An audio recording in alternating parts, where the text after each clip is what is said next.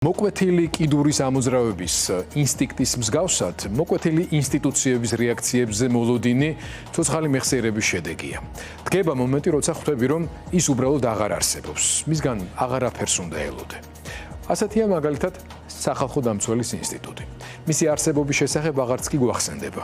აღარავინ მოითხოვს მისგან პოლიტიკური ლიდერის გატაცების და უკანონო დაკავების შემთხვევის შესწავლას, ან ვიდეო დაკვირვების ჩანაწერების გამოთხოვას, ან თუნდაც განცხადებას სტუდენტი გოგონების 12 დღით იზოლატორში გამოკეტვაზე.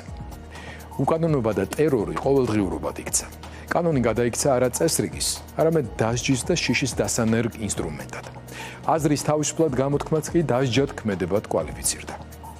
რუსეთიდან გადმოკოპირებული კანონები ქმნიან ჩარჩოს, სადაც სახელმწიფოსთან დაპირისპირება კი არა, რეჟიმის კრიტიკაც კი ასოცირდება პატიმრობასთან, უზარმაზარ ფინანსურ სანქციებთან და სამსახურიდან გათავისუფლებასთან.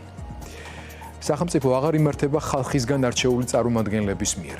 ის მიტაცებულია, გაუკონტროლებელი და არც ერთი ინსტიტუტი აღარ ასრულებს გაწონასწორებისა და შეკავების როლს. ადამიანი მარტო რჩება მორალ გამოცლილ და დაუნდობელ ძალაუფლებასთან.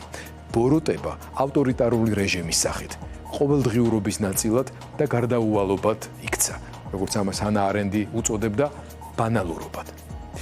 ის, რაც დღეს გვაქვს, მხოლოდ ხალხის მასობრივი სოლიდარობაა. ესა ის უკანასკნელი რესურსი, რომელიც ჯერ კიდევ აგრძელებს წინააღმდეგობის ორგანიზებას, მაგრამ მას ყოველთვის არ შეუძლია შედეგის მიღწევა. ჩვენს თვალწინ ყალიბდება ჰეგემონური საარჩევნო ავტორიტარიზმის მოდელი, ისეთი სისტემა, სადაც არჩევანი არის მხოლოდ ფორმალური, ხოლო პროცესი კონტროლირებადი. აქ ჩნდება უმძიმესი დილემა.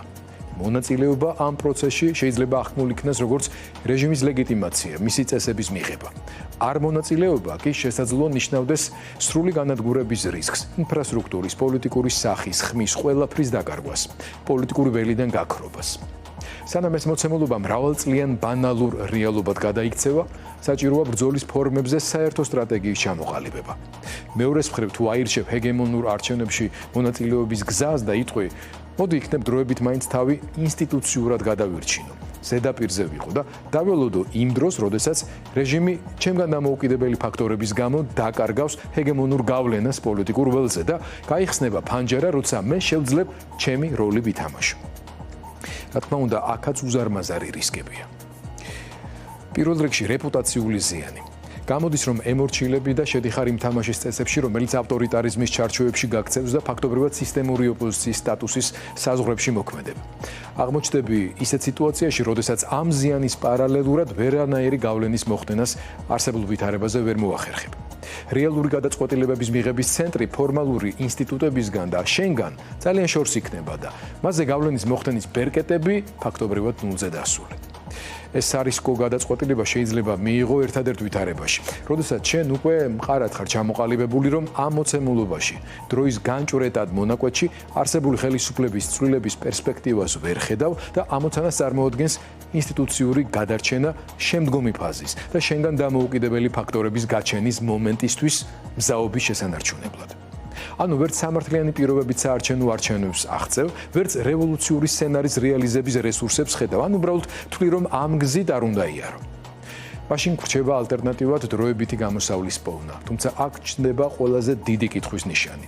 რამდენად დროებითი იქნება ეს მოცემულობა? და მეორე, ამ დროებითობის გათვალისწინებით ინსტიტუციური გადარჩენა აღმოჩნდება თუ არა საკმარისი წინაპირობა პოლიტიკური კაპიტალის იმ დონეზე შესანარჩუნებლად, რომ რეალური პოლიტიკური პროცესის განახლების პირობებში შენ პოლიტიკური წონა და გავლენა დაიბრუნო და გააძლიერო. ანუ არჩევანი ცუდსა და ძალიან ცუდ შორისაა. ყოველ შემთხვევაში ახლა ამ მომენტში, რომელიც შეიძლება შეიცვალოს და რა ფაქტორებია ისინი, რომელიც ასეთ საწყის პოზიციებს ფუნდამენტურად შეცვლის, ამაზე უნდა ფიქრობდეს და თანხმდებოდეს ყველა, ვისაც მომავლის ბედი აწუხებს და არა სხვა პარტიის მაქსიმალურად დაზიანების ამოცანა. და თუ ოპოზიციის მთავარი ამოცანა არა ერთმანეთის დასუსტება, არამედ მომავლის ხელმისაწვდომობაა, არასდროს არის იმდენად გვიანი, რომ ერთმანეთის წინააღმდეგ ბრძოლა ხალხისთვის ბრძოლით ჩანაცვლდეს. რას უნდა დაეყრდნოს ეს ბრძოლა? ნობელის პრემიის ლაურეატის, პოლონური სოლიდარობის ლიდერის ლეხ ვალენსას სიტყვები გავიხსენოთ. ჩვენ გავიმარჯვეთ მაშინ, როცა მივხვდით, რომ სოლიდარობა არ არის მხოლოდ ლოზუნგი. ის სტრატეგია, რომელიც განსხვავებულებს აერთიანებს.